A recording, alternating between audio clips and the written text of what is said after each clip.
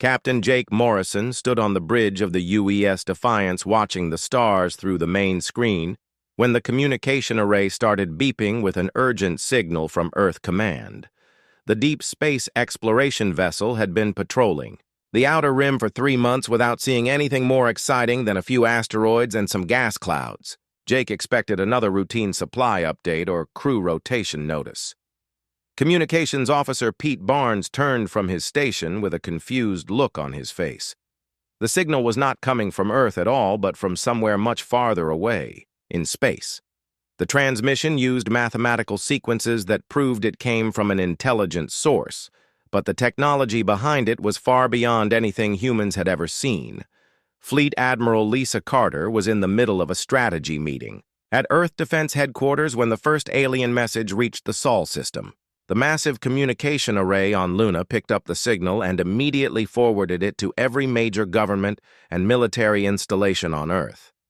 Lisa had spent 30 years in space defense, but nothing in her training had prepared her for this moment.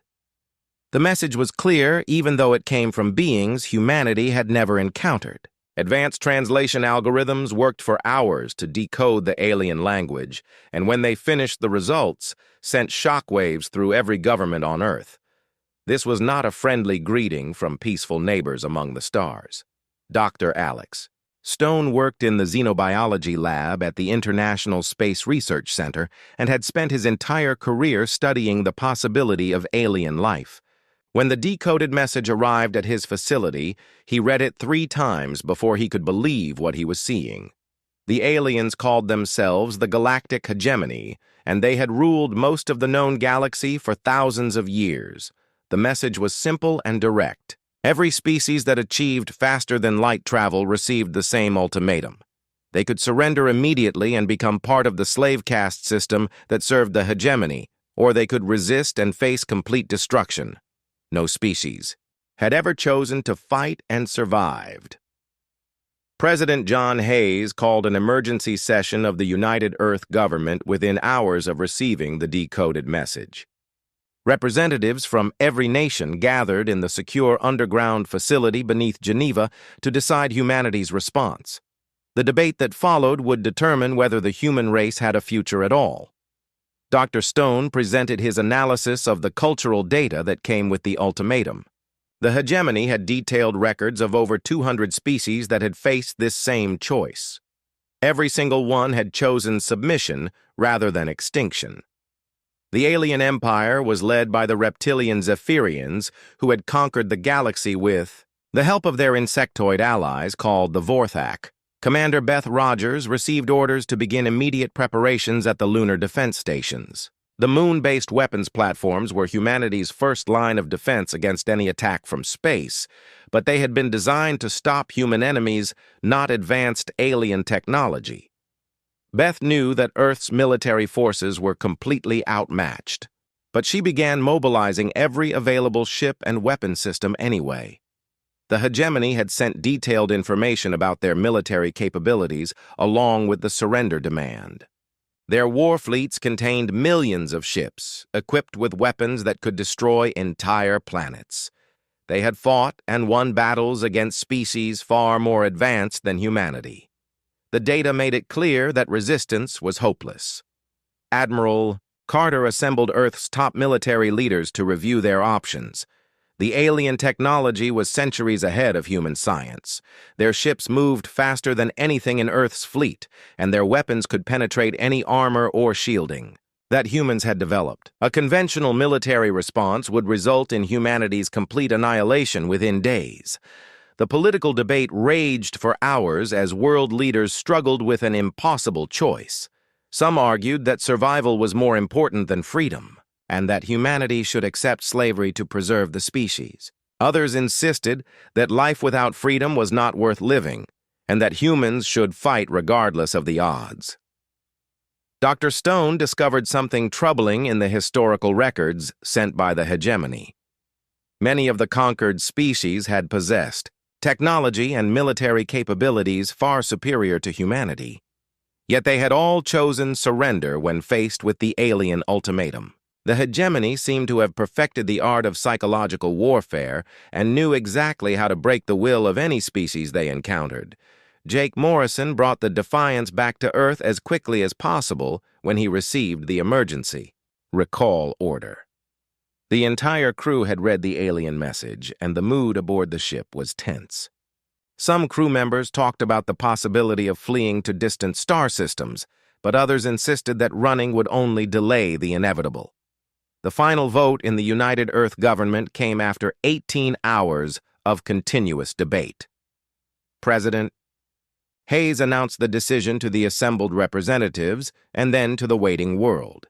Humanity would not accept slavery regardless of the consequences. They would fight for their freedom even if it meant extinction. Admiral Carter was given command of all Earth Defense Forces and began immediate preparations for war. She knew that humanity had no realistic chance of victory, but she also knew that some things were worth dying for. The alien ultimatum had given Earth 48 hours to respond, and that deadline was rapidly approaching. The response was broadcast on all frequencies toward the source of the original alien transmission. The message was brief and used the same mathematical language that the hegemony had employed. It contained just 4 words that would echo across the galaxy and change the course of history forever. We do not kneel. Warfleet Commander Zethkalar received the human response aboard his flagship, while the massive hegemony armada prepared for another routine conquest. The reptilian officer had overseen the submission of 17 different species during his long military career and expected this campaign to follow the same predictable pattern. Every species eventually realized that resistance was futile and chose survival over pride. The human refusal to surrender surprised Zethkalar, but did not concern him. Occasionally, a species would attempt brief resistance before accepting reality. His war fleet contained over 50,000 ships equipped with weapons that had destroyed civilizations far more advanced than the humans. This would be a quick and decisive campaign. Colonel Steve Martinez coordinated Earth's mobile defense fleets from the command center deep beneath Cheyenne Mountain. The human forces were hopelessly outnumbered and outgunned, but Steve had spent months studying every piece of hegemony tactical data that came with their ultimatum. He noticed patterns in their attack strategies that suggested they relied heavily on overwhelming force and intimidation. Dr. Helen Brooks worked with a team of military psychologists to analyze the alien mindset revealed in their historical records. The hegemony had conquered the galaxy through a combination of superior technology and psychological warfare. They broke the will of enemy species before the fighting even began by demonstrating the futility of resistance. Helen discovered something interesting in the human psychological profile that set them apart from other species. Humans had evolved as persistence hunters who never gave up on prey regardless of the odds. They also had a unique capacity for cooperation and self-sacrifice when facing existential threats. These traits had helped them survive on Earth, but might prove crucial in space combat. The first hegemony scouts entered the Sol system 3 days after receiving humanity's defiant response. Commander Rick Taylor commanded Mars Station and watched the alien ships approach on his tactical display. The enemy vessels moved with casual confidence, as if they expected no serious opposition. Rick prepared his defenses and waited for orders to engage. Admiral Carter had positioned Earth's fleet in a defensive formation around the inner planets, but she knew that conventional tactics would lead to quick defeat. Instead, she ordered her commanders to use hit-and-run attacks designed to confuse and delay the enemy rather than engage in direct battle. Human ships would strike quickly and retreat before the aliens could respond effectively. The hegemony forces expected to find human defenders clustered around Earth in a desperate final stand. Instead, they encountered small groups of ships that attacked without warning and disappeared before return fire could be effective. The alien commanders had never faced enemies who refused to protect their homeworld in conventional fashion. Dr. Stone analyzed captured alien technology from the scout ships that human forces managed to destroy in the early skirmishes. The hegemony weapons and engines were incredibly advanced, but they followed predictable engineering principles. Human scientists began working to develop countermeasures and new defensive systems based on alien design concepts.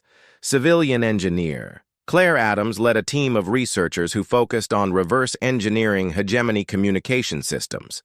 If humans could understand alien coordination methods, they might be able to disrupt enemy fleet movements. Claire discovered that the aliens relied on centralized command structures that could be vulnerable to targeted attacks. General Paul Evans developed new tactical doctrines based on human military history rather than alien combat methods. He studied ancient battles where smaller forces had defeated larger armies through superior strategy and unconventional thinking. The hegemony had never encountered enemies who fought like humans, and their tactical algorithms could not predict human behavior. The first major battle occurred when Zeth-Kalar decided to end human resistance by attacking Mars Station directly. He expected the human defenders to surrender when faced with overwhelming firepower, but Rick Taylor had other plans. The station's weapons opened fire as soon as the alien fleet came within range, and the battle that followed shocked both sides. Human defenders fought with desperate courage that amazed the alien observers. They continued attacking even when their weapons were destroyed and their ships were crippled. Individual human pilots rammed their damaged fighters into alien cruisers. Rather than retreat or surrender, the hegemony had never seen such behavior from any species. Rick Taylor led his remaining ships in a final assault against the alien flagship, even though his forces were completely outmatched.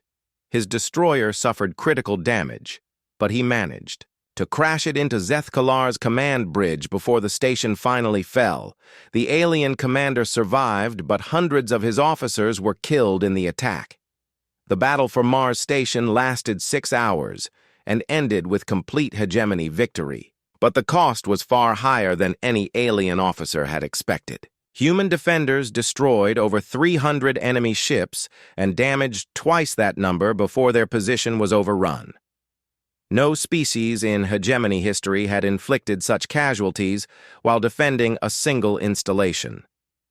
News of the battle spread throughout the alien fleet and created uncertainty among officers who had expected easy conquest. The humans were clearly outmatched in terms of technology and numbers, but they fought with a ferocity that defied rational explanation. Some alien commanders began to worry that this campaign might not follow the usual pattern. Claire Adams and her team succeeded in decoding hegemony communication protocols and discovered that alien morale was declining after the Mars battle. The enemy had expected to crush human resistance within hours, but instead faced the prospect of a long and costly war. Human intercepted messages revealed growing concern among alien officers about the wisdom of continuing the campaign. Dr. Brooks analyzed combat recordings from Mars Station and identified key differences between human and alien psychology. The hegemony forces fought efficiently, but without passion, while human defenders displayed emotional intensity that enhanced their performance.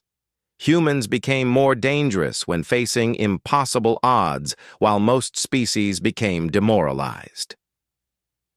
General Evans began planning offensive operations based on what human forces had learned from the Mars battle. The aliens were vulnerable to unexpected attacks and unconventional tactics. If Earth's fleet could strike at enemy supply lines and communication nodes, they might be able to disrupt the invasion even without matching alien firepower. Admiral Carter reviewed casualty reports from Mars Station and realized that humanity was paying a terrible price for resistance. Thousands of brave defenders had died in a single battle, and this was only the beginning. The alien fleet was massive, and Earth's forces could not sustain such losses indefinitely. But the fight had proven that humans could hurt their enemies, and that knowledge gave her hope. Zeth-Kalar reported the battle results to his superiors and recommended additional reinforcements for the human campaign. The aliens had underestimated their enemy and needed to revise their tactical approach. This species was unlike any other the hegemony had encountered, and defeating them would require maximum effort. The news of human resistance spread through the galaxy faster than the hegemony could contain it. On distant worlds where enslaved species toiled under alien masters, the impossible story reached eager ears through hidden communication networks. A single, recently discovered species was fighting the mighty hegemony and inflicting real damage on their fleets. Admiral Ryan Foster commanded what remained of Earth's mobile fleet after the disaster at Mars Station. His ships struck at hegemony. Supply convoys and isolated patrol groups using hit-and-run tactics that frustrated alien commanders. Every successful attack was broadcast across human frequencies to maintain morale and demonstrate that Earth was still fighting. The hegemony had ruled through fear and overwhelming force for so long that they had forgotten how to deal with determined resistance. Their tactical manuals contained no strategies for fighting enemies who refused to surrender even when facing certain death. Human behavior violated every assumption about rational species behavior that alien leaders had developed over millennia of conquest. Dr. Maria Gonzalez worked in hidden research facilities deep underground where human scientists studied captured alien technology around the clock. She made a breakthrough when analyzing hegemony neural conditioning devices that were used to control enslaved populations. The alien systems relied on bioengineered pheromones and psychological manipulation techniques that suppressed resistance instincts in most species. Maria discovered that human brain chemistry was largely immune to hegemony control methods. The same evolutionary traits that made humans effective persistence, hunters also protected them from alien mental manipulation. This immunity explained why humans continued fighting when other species would have surrendered, but it also suggested new possibilities for resistance. On the distant planet Kepler 442b, the Althani species had served hegemony masters for over 800 years. Their civilization had been advanced once, but generations of slavery had reduced them to a broken people who accepted their fate without question. Young Althani worker Kesthan listened to forbidden broadcasts about human resistance and felt something stirring in his chest that he could not identify. The emotion was hope, and it was dangerous.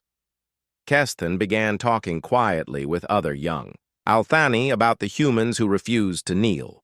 Their conversations were careful and coded because hegemony overseers monitored everything, but the idea of resistance spread through the worker compounds like fire through dry grass.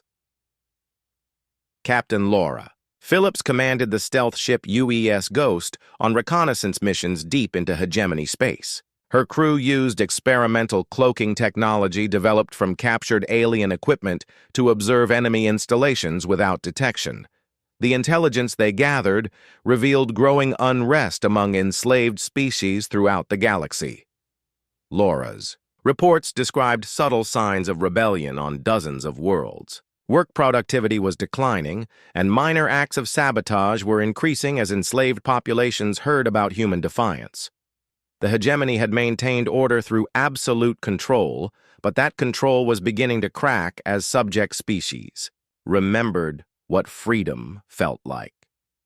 Ancient Zephyrian overlord Vexmore ruled the hegemony from his palace on the capital world and had overseen the conquest of nearly 50 species during his long reign. The reports from the human campaign disturbed him deeply because they represented something unprecedented in galactic history. No species had ever maintained resistance after facing hegemony military might.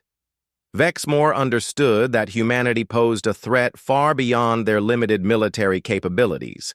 The example of human defiance was inspiring enslaved species throughout the galaxy to question hegemony authority.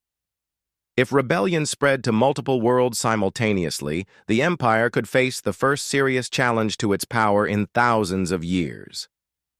Ryan Foster led his remaining ships in increasingly bold attacks against hegemony installations, as human intelligence revealed enemy weaknesses.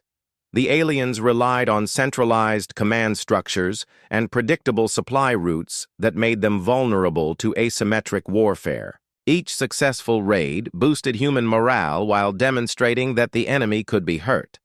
The battle for the Europa mining facility became a turning point when human forces managed to capture an intact hegemony communications array, Claire Adams, and her technical team successfully decoded the alien command frequencies and began monitoring enemy fleet movements in real time. The intelligence advantage allowed human forces to avoid superior enemy forces while striking at vulnerable targets. Keston organized his first act of sabotage when he damaged mining equipment at his work site on Kepler 442b.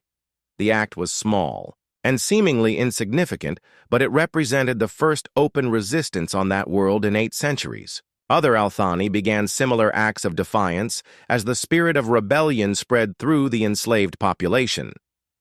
Dr. Gonzalez completed her analysis of hegemony control systems and realized that human immunity to alien conditioning could be weaponized. If the resistance factors in human neurology could be understood and replicated, they might be able to break the mental chains that bound other species. The research was complex and dangerous, but it offered hope for galactic liberation. The hegemony response to growing unrest was predictably brutal. Overlord Vexmore ordered mass executions on worlds where rebellion had been detected and reinforced garrison forces throughout the Empire. The crackdown was designed to demonstrate the futility of resistance, but instead it convinced many enslaved species that they had nothing left to lose.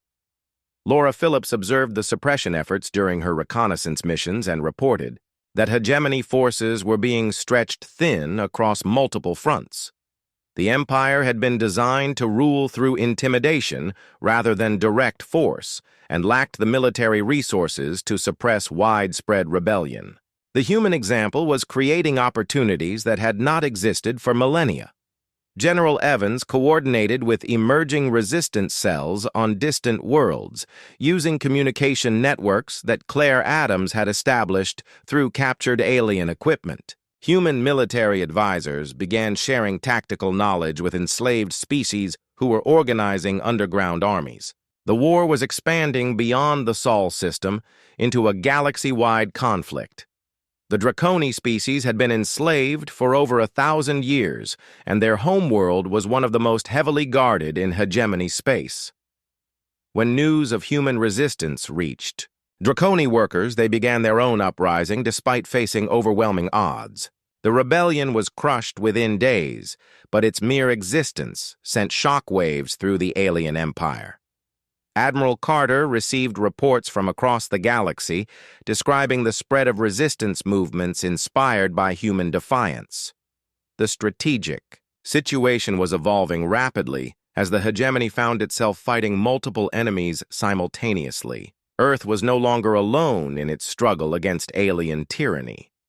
Ryan Foster led his fleet in a daring raid against a hegemony command center that coordinated suppression efforts on 20 different worlds. The attack succeeded in destroying the facility and disrupting enemy operations across an entire sector. More importantly, it demonstrated that human forces could strike at the heart of the alien empire. The galaxy was awakening from centuries of enforced sleep as species after species remembered what it meant to be free. The hegemony had created their empire by convincing conquered peoples that resistance was impossible, but humanity had proven that conviction wrong.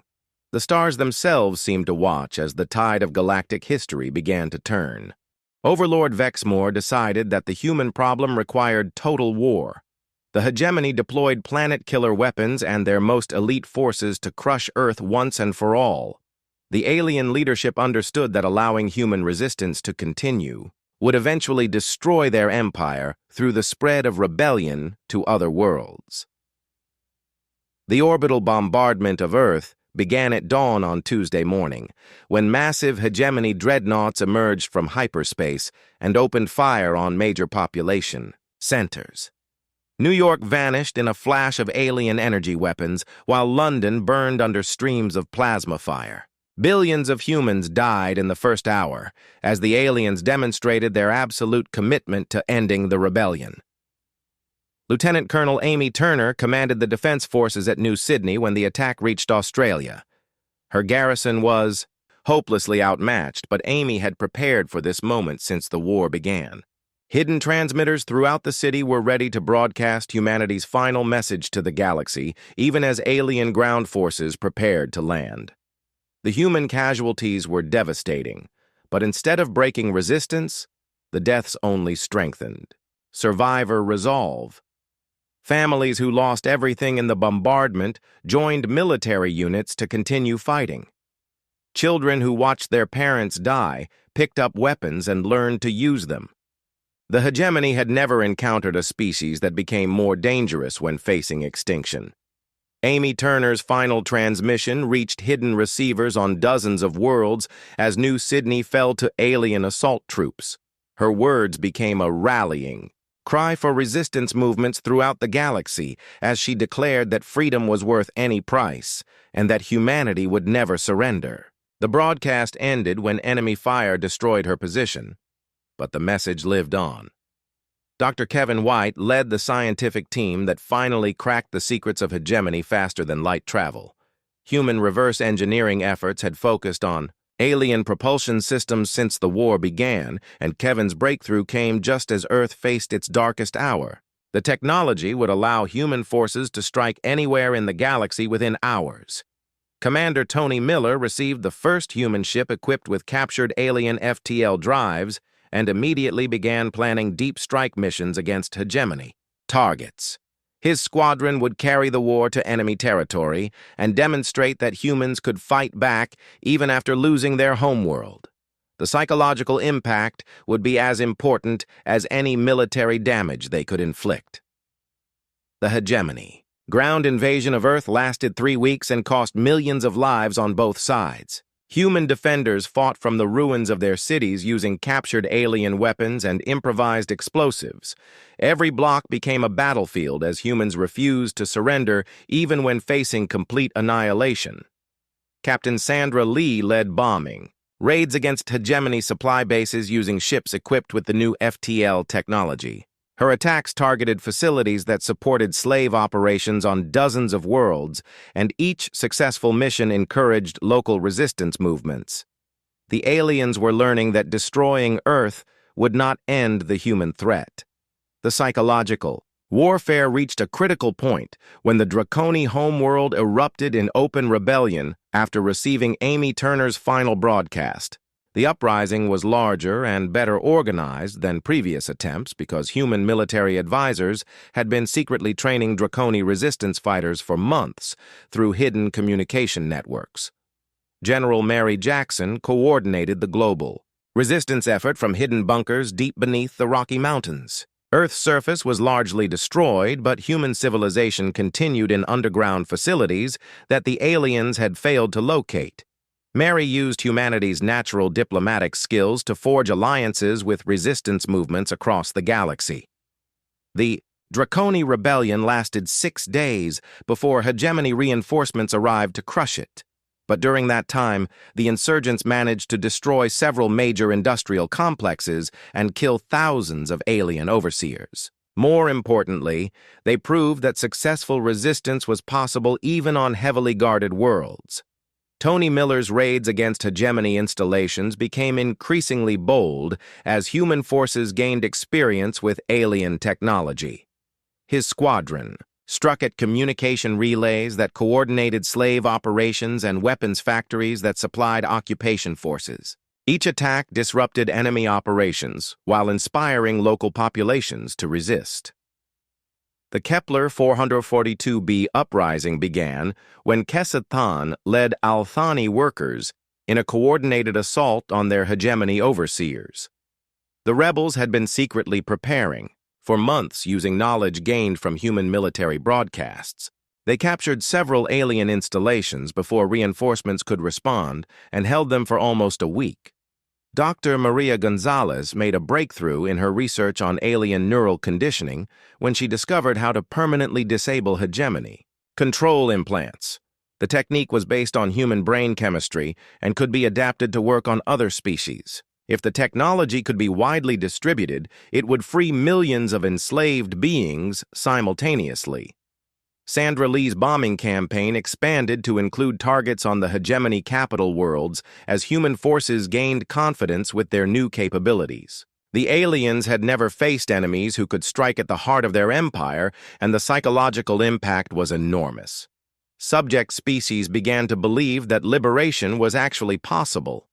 The rebellion spread to the Zephyrian slave colonies, when news of human resistance reached the imprisoned populations. These uprisings were particularly significant because they occurred on worlds that had been pacified for over 2,000 years.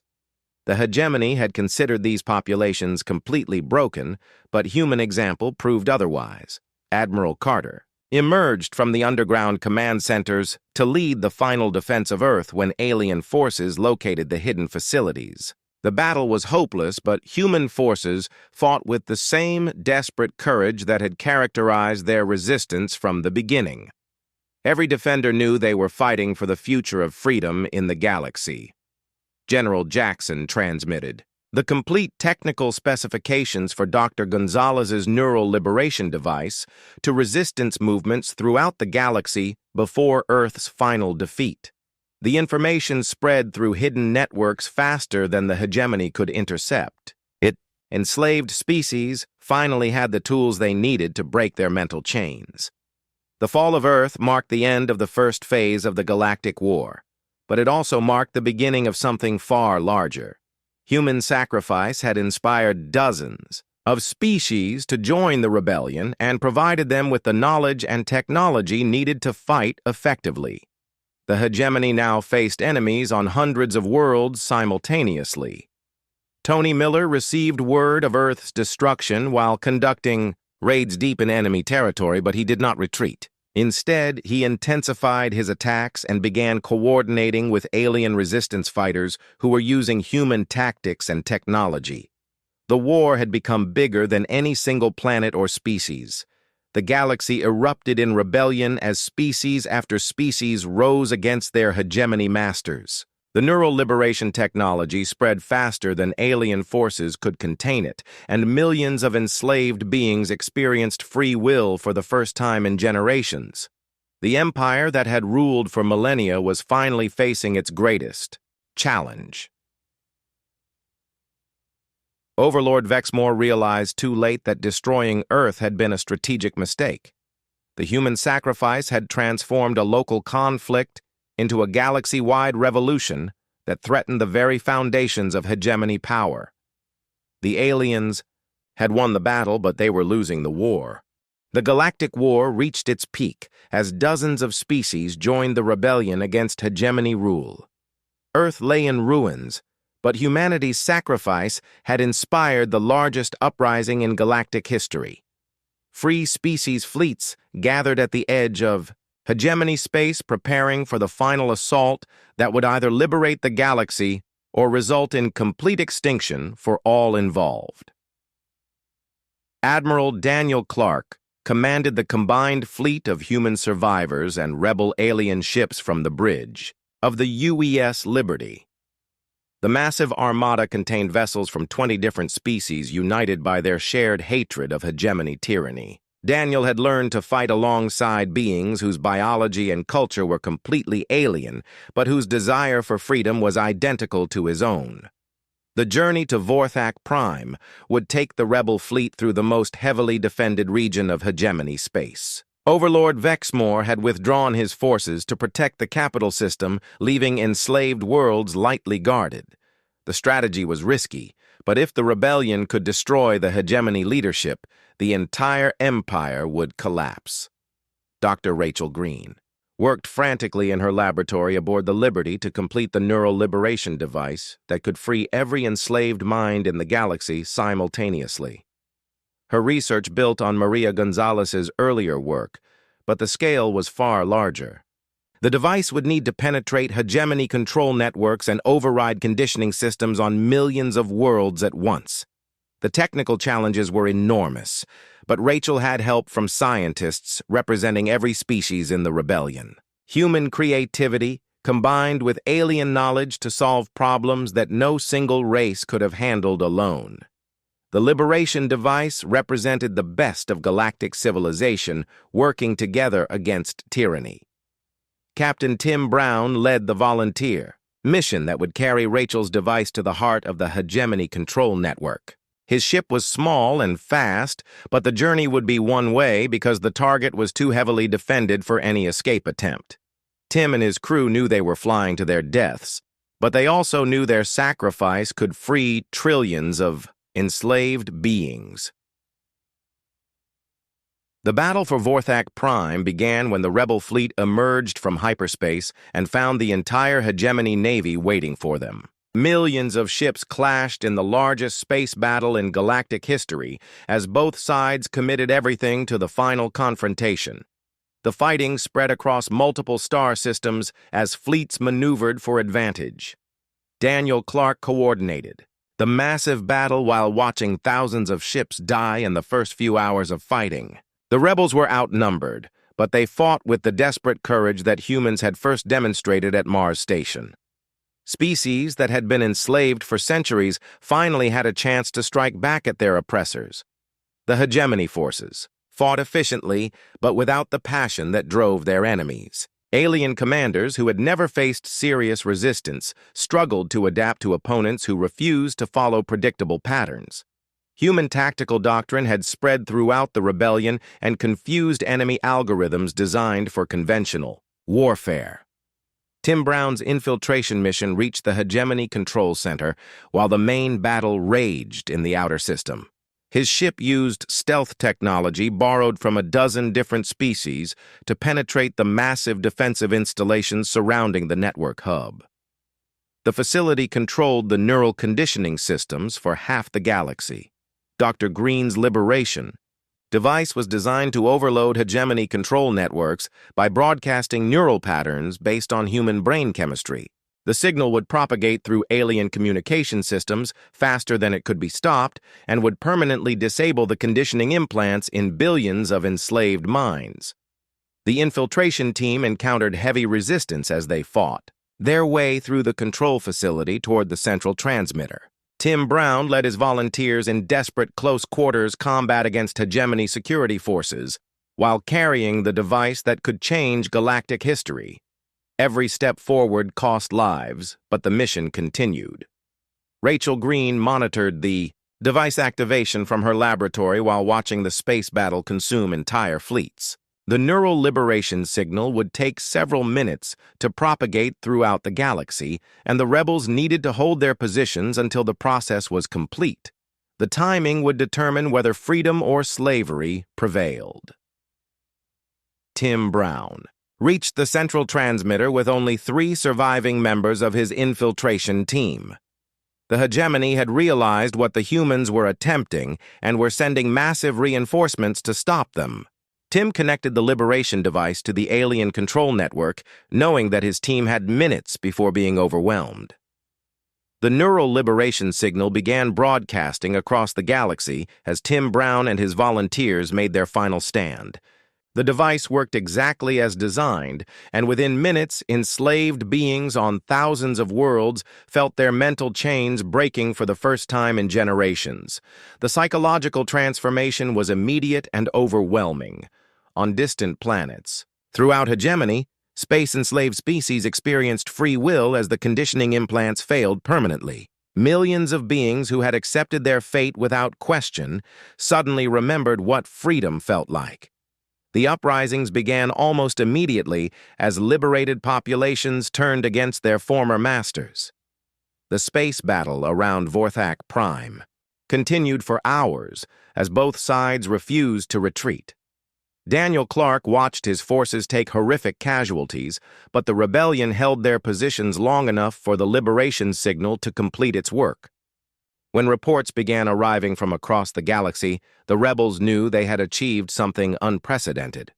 Overlord Vexmore realized that his empire was collapsing as liberated worlds erupted in rebellion faster than his forces could respond. The hegemony had ruled through psychological control for so long that they lacked the military resources to suppress widespread physical resistance. The neural liberation device had broken the foundations of their power. The final phase of the battle occurred when the hegemony leadership attempted to retreat to their heavily fortified homeworld. Daniel Clark led the rebel pursuit, knowing that the war would continue until the alien leadership was captured or destroyed. The chase carried both fleets deep into the Zephyrian home system. Tim Brown died defending the neural liberation device from hegemony counterattacks, but his sacrifice ensured that the signal continued broadcasting until every enslaved mind in the galaxy was freed. His final transmission reached the rebel fleet and confirmed that the mission was successful, even as enemy forces overran his position. The hegemony surrender came when Overlord Vexmore realized that continuing the war would only result in more death without any possibility of victory. The empire that had ruled the galaxy for millennia was finished, and the ancient alien leader transmitted his capitulation to all remaining hegemony forces. Dr. Green monitored the liberation signal as it reached the farthest corners of the galaxy, and confirmed that billions of beings were experiencing freedom for the first time in their lives. The neural conditioning that had maintained hegemony rule was permanently disabled and could never be restored. The cost of victory was enormous as Admiral Clark surveyed the aftermath of the final battle. Earth was destroyed, and millions of humans had died fighting for galactic freedom. The other rebel species had also paid heavily, with entire civilizations sacrificing themselves to break the chains of slavery, but the galaxy was finally free. Enslaved worlds were declaring independence faster than anyone could count, and the hegemony military was surrendering throughout the empire. The age of tyranny was ending, and a new era of freedom was beginning among the stars. The galaxy faced a massive task of rebuilding after the collapse of the hegemony empire. Billions of beings who had lived under alien rule for generations needed to learn how to govern themselves, while former slave worlds struggled to establish new governments. Humanity found itself reluctantly leading the effort to create a new galactic order, despite suffering the greatest losses in the war. Admiral Catherine Price oversaw the formation of the Galactic Federation from her headquarters on the former hegemony capital world. The human officer had survived the destruction of Earth and spent the years since the war helping to establish democratic governments on liberated planets. Her experience with alien cultures made her an ideal choice to lead the transition process. The Federation's founding document was largely written by human diplomats working with representatives from dozens of newly freed species. The Charter established principles that seemed obvious to humans, but were revolutionary to species that had forgotten what self-determination meant. No single race would ever again be allowed to dominate the others, and every sentient species had the right to control its own destiny. Dr. Sam Chen led the massive effort to help rehabilitate species that had been enslaved for so long they had lost their original cultures. Human anthropologists and historians worked with alien researchers to reconstruct forgotten civilizations and restore species identity to peoples who had been reduced to mere labor forces. The work was difficult and sometimes heartbreaking as scientists discovered how much had been lost during centuries of alien rule. Entire languages had vanished, and traditional knowledge had been deliberately destroyed by hegemony overseers. Some species had been enslaved for so long that they no longer remembered what freedom looked like. Former hegemony species faced their own challenges as they adapted to a galaxy where they could no longer rule through fear. The younger generation of Zephyrians and Vorthak embraced the new order and worked toward redemption for their people's crimes.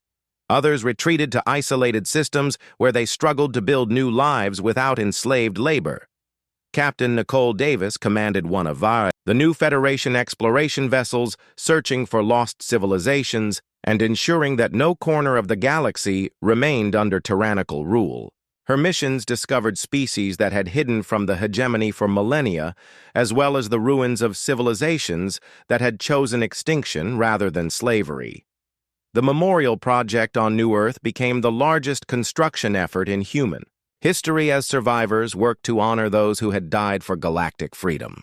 The planet had been carefully terraformed to replace the original Earth destroyed in the war and served as the new center of human civilization in the galaxy. Representatives from hundreds of species gathered for the memorial dedication ceremony that would formally mark the end of the old order and the beginning of the new Federation. The event was broadcast throughout the galaxy so that every free being could witness the moment when tyranny was finally laid to rest. The memorial itself covered thousands of acres and contained monuments to every species that had participated in the rebellion. The central structure honored the humans who had started the resistance, but equal space was given to the alien heroes who had joined the fight for freedom. No sacrifice was forgotten, and no contribution was considered less important than any other.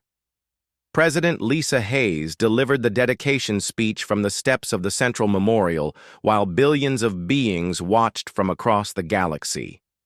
She spoke about the price of freedom and the responsibility that came with liberation. The galaxy had learned that tyranny could only survive when good beings chose to do nothing. The inscription carved into the memorial wall used the languages of every free species in the galaxy, but the message was simple and universal. Those who had died in the struggle for freedom had refused to kneel before tyranny, and their example had changed the course of galactic history forever. Dr. Chen presented his research on the cultural restoration efforts and reported remarkable progress in helping enslaved species reclaim their identities. Languages thought lost forever were being reconstructed from fragments, while traditional art forms and spiritual practices were slowly returning to peoples who had forgotten their heritage. Nicole Davis described her exploration missions and the discovery of dozens of hidden civilizations that had survived the hegemony by remaining isolated from galactic society. These species were slowly being introduced to the Federation and were sharing knowledge that had been preserved for millennia in secret. The ceremony concluded with a moment of silence for all those who had died in the struggle for freedom. The names of every known casualty were displayed on massive screens while their families and friends remembered their sacrifice. The list included beings from every corner of the galaxy who had given their lives to break the chains of slavery. Catherine Price announced the formal establishment of the Galactic Federation and the ratification of the charter that would govern relations between species for generations to come. The document enshrined the principles that humanity had fought for, but which belonged to all sentient beings, regardless of their origin or biology. The new Federation faced enormous challenges as it worked to prevent the rise of future tyrannies while respecting the independence of member species. Human diplomats played key roles in developing the institutions that would protect freedom without creating new forms of oppression. As the ceremony ended and representatives returned to their homeworlds, the galaxy began a new chapter in its history. The age of slavery was over and the era of cooperation was beginning. Species that had been enemies for millennia learned to work together toward common goals. The memorial complex grew larger each year as new monuments were added to honor additional heroes of the freedom struggle. Visitors came from every corner of the galaxy to pay their respects and learn about the beings who had refused to accept the unacceptable. Children of every species learned about the war for galactic freedom in schools throughout the Federation. They studied the courage of those who had fought against impossible odds, and the sacrifice of those who had died rather than surrender their principles. The lessons ensured that future generations would understand the true cost of freedom. The stars themselves seemed brighter in the years following the liberation as free beings explored the galaxy with wonder rather than fear. Scientific expeditions discovered new worlds and made contact with previously unknown species, while trade networks connected civilizations that had been isolated for centuries. Nicole Davis often looked up at the night sky from New Earth and remembered the words that had started the revolution. Humanity had refused to kneel, and the galaxy had followed their example. The stars watched over free beings now instead of slaves, and the universe was a better place because courage had triumphed over fear. The memorial inscription captured the essence of what had been achieved through sacrifice and determination. Those who had died for freedom had left a legacy that would inspire beings throughout the galaxy for generations to come. They had proven that no tyranny was permanent, and no oppression was insurmountable when good beings chose to stand together. The galaxy remembered their example and would never forget the price of freedom or the cost of failing to defend it. The stars themselves bore witness to the transformation and would continue watching over the free civilizations that now flourished among them.